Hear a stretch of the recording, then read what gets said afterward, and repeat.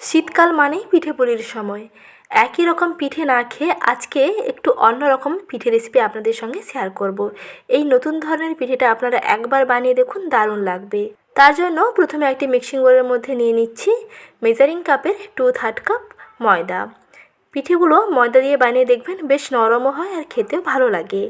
এরপরে দিয়ে দিচ্ছি 1 চা চামচ চিনি আর 1/4 টিস্পুন দিচ্ছি লবণ।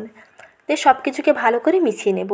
এর মধ্যে ডিম দিয়ে বানালে পিঠেগুলো খুবই সুন্দর হয়, তবে অনেকেই পিঠের মধ্যে ডিম পছন্দ করেন না। তাদের জন্য এই পিঠেটা আজকে ডিম না দিয়ে বানিয়ে দেখাবো। এইভাবে বন্ধুরা একবার বানিয়ে দেখুন, খুব সহজে কম উপকরণেই বানিয়ে ফেলতে পারবেন। শুকনো উপকরণগুলো ভালো করে মিশিয়ে নিয়ে তারপরে এরকম তরল দুধ দিয়ে মিশিয়ে নিতে হবে। প্রথমে 1/2 কাপ দিয়ে দিলাম। প্রথমে একটু মিশিয়ে নিচ্ছি, যদি লাগে আবারও অল্প করে দিয়ে দেব। বেশ খানিকক্ষণ সময় নিয়ে এইরকম ফেটিয়ে নিতে হবে, একেবারে ক্রিমের মতন টেক্সচার চলে আসবে দেখবেন। আর এতে ডিম দেওয়া থাকলে কিন্তু খুব ভালোভাবে পিঠেগুলো তুলতে সুবিধা হবে। পিঠেগুলো খেতেও ভালো লাগবে আর তুলতেও দেখবেন খুব সুবিধা হবে। যারা পাটিসাপটা বানাতে পারেন না তারা যদি এই রকম ব্যাটারের মধ্যে অল্প করে ডিম দিয়ে দেন তাহলে দেখবেন পাটিসাপটা বানাতে খুবই সুবিধে হবে। তবে পিঠের মধ্যে অনেকে ডিম পছন্দ করেন না, তার জন্য এইরকম করে বানিয়ে নিচ্ছি। এখন সেই মিশ্রণ থেকে কিছুটা মিশ্রণ আমি একটা অন্য বাটিতে নিয়ে নিচ্ছি আর এর মধ্যে মিশিয়ে নিচ্ছি অরেঞ্জ রেড ফুড কালার। একেবারে সামান্য 1 চিমটে দিতে হবে। দিয়ে ভালো করে মিশিয়ে নিচ্ছি, কালারটা খুবই সুন্দর আসবে।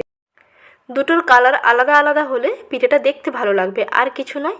স্বাদে কোনো অংশে পার্থক্য আসবে না, তবে দেখতে সুন্দর লাগার জন্য দুটো কালার আলাদা করে দিলাম। এইভাবে দেখুন বন্ধুরা, দুটো ব্যাটার কতটা সুন্দরভাবে তৈরি হয়ে গেছে। আর ব্যাটারের ঘনত্বটা দেখুন, একেবারে ক্রিমের মতন হয়েছে। এই রকম ঘনত্বে ব্যাটারটা বানাতে হবে। আর আগে থেকে আমি খিরসাটা বানিয়ে রেখেছিলাম, আপনাদের সুবিধার্থে আমি ভিডিওটি শেয়ার করছি। খিরসা বানানোর জন্য প্রথমেই দেখুন কড়াইতে অল্প করে ঘি দিয়ে দিলাম ঘন তরল দুধ। তরল দুধের মধ্যে দিয়ে দিচ্ছি গুঁড়ো দুধ। আর গুঁড়ো দুধ দিয়ে খিরসা বানালে খেতে দেখবেন দারুণ লাগবে। পিঠেগুলো মুখে দিলেই একেবারে মিলিয়ে যাবে। এর মধ্যে দিয়ে দিচ্ছি গুড়ের বাতাসা। এই খিরসাতে আপনারা চিনিও দিতে পারেন, তবে গুড়ের বাতাসা দিলে এর কালারটা খুবই সুন্দর আসে। খিরসার কালারটা খুবই সুন্দর হবে, তার জন্য অল্প গুড়ের বাতাসা দিয়ে দেবেন, দেখবেন দারুণ হবে। গুড় থাকলে গুড় দিলে কিন্তু দুধ ফেটে যাওয়ার ভয় থাকবে, তাই সবসময় গুড়ের বাতাসা দিয়ে খিরসা বানাবেন, দেখবেন দুধ ফেটে যাওয়ার কোনো রকম ভয় থাকবে না আর খিরসা একেবারে পারফেক্ট হবে। দেখুন খিরসা রেডি হয়ে গেছে। এখন পিঠেগুলোকে বানিয়ে নিচ্ছি। কড়াইতে ভালো করে প্রথমে তেল ব্রাশ করে নিচ্ছি। তারপরে প্রথমে সাদা ব্যাটার দিয়ে দেব। প্রথমে সাদা ব্যাটারটা 1 হাতা দিয়ে একটু এইরকম দেখুন গোল রুটির শেপে বানিয়ে নিতে হবে। কড়াইয়ের হাতাটা ধরে একটু স্প্রেড করে দেবেন, দেখবেন খুব সুন্দরভাবে স্প্রেড হয়ে যাবে। আর এই পর্যায়ে গ্যাসের আঁচটা একেবারে মাঝারি থেকে কমের দিকে থাকবে। গ্যাসের আঁচটা একেবারে কমিয়ে রাখবেন। যখন উপরটা দেখবেন এইরকম হালকা একটু ড্রাই হয়ে আসবে, তখন এক সাইড বরাবর এইরকম তৈরি করে নেওয়া খিরসাটাকে বসিয়ে দেবেন। খিরসাটাকে ঠান্ডা করে নিয়ে এইরকম হাত দিয়ে প্রথমে একটু রোল বানিয়ে নিতে হবে। একটু মোটা করে রোলটা বানিয়ে নিয়ে তারপরে দেখুন এইরকম এক সাইডে বসিয়ে দেবেন। তারপরে এটাকে একটু ফোল্ড করে নিতে হবে। তার আগে প্রথমে সাইডগুলোকে একটু ছাড়িয়ে নেবেন, তারপরে এইরকম এক সাইড থেকে খিরসা সমেত এইভাবে ফোল্ড করে নিচ্ছি। খুব সুন্দর করে খিরসাটাকে কভার করে দিলাম। প্রথমে সাদা ব্যাটার দিলাম, এটাকে একটা সাইডে রেখে আবার কড়াইটায় তেল ব্রাশ করে নিয়ে তারপরে লাল ব্যাটার দিতে হবে। অর্থাৎ যে অরেঞ্জ কালারের ব্যাটারটা বানিয়েছিলাম সেই অরেঞ্জ কালারের ব্যাটারটা দেখুন দিয়ে দিচ্ছি। এইভাবে প্রায় 5 থেকে 6 বার করে নিতে হবে। যতগুলো লেয়ার হবে পিঠে খেতে দেখবেন তত দারুণ লাগবে। এই রকম করে প্রায় 5 থেকে 6 বার করে নিতে হবে। পিঠের লেয়ারগুলো দেখবেন খুব সুন্দরভাবে বোঝা যাবে।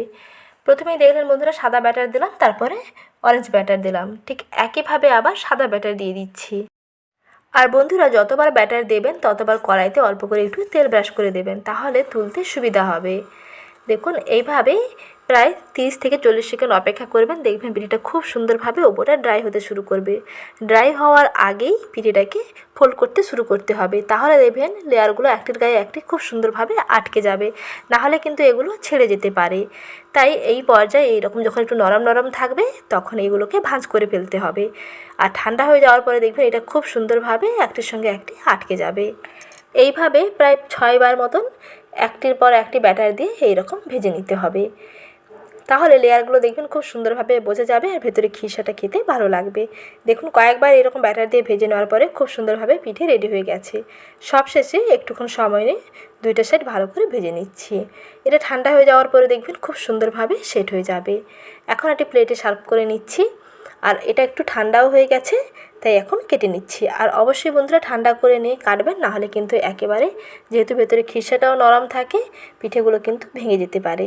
তাই বেশি গরম অবস্থায় তাড়াহুড়ো না করে একটু ঠান্ডা করে নিয়ে তারপরে পিঠেগুলো কাটবেন, দেখবেন খুব সুন্দরভাবে পিঠেগুলো তৈরি হবে, লেয়ারগুলোও বোঝা যাবে আর খেতেও দেখবেন দারুণ লাগবে। আর পিঠেটা ঠান্ডা করে নেওয়ার পরে ছুরি দিয়ে এরকম লম্বা লম্বা করে কেটে নিতে হবে।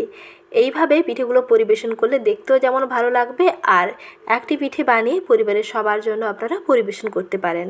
এই পিঠে একটি খেলে মন ভরবে না, মনে হবে আর একটি খাই। আর যাকে খাওয়াবেন আপনার কাছে বারবার রিকোয়েস্ট আসতেই থাকবে এই পিঠে আর একবার বানিয়ে দেওয়ার জন্য। তাহলে বন্ধুরা আর দেরি না করে ঝটপট ট্রাই করে ফেলুন এই রকম লোভনীয় একটি নতুন রেসিপি। আর রেসিপিটি ভালো লাগলে লাইক, শেয়ার এবং চ্যানেল সাবস্ক্রাইব করে নেওয়ার অনুরোধ থাকলো। ভালো থাকবেন, সুস্থ থাকবেন। দেখা হচ্ছে শীঘ্রই পরবর্তী ভিডিও নিয়ে। ধন্যবাদ।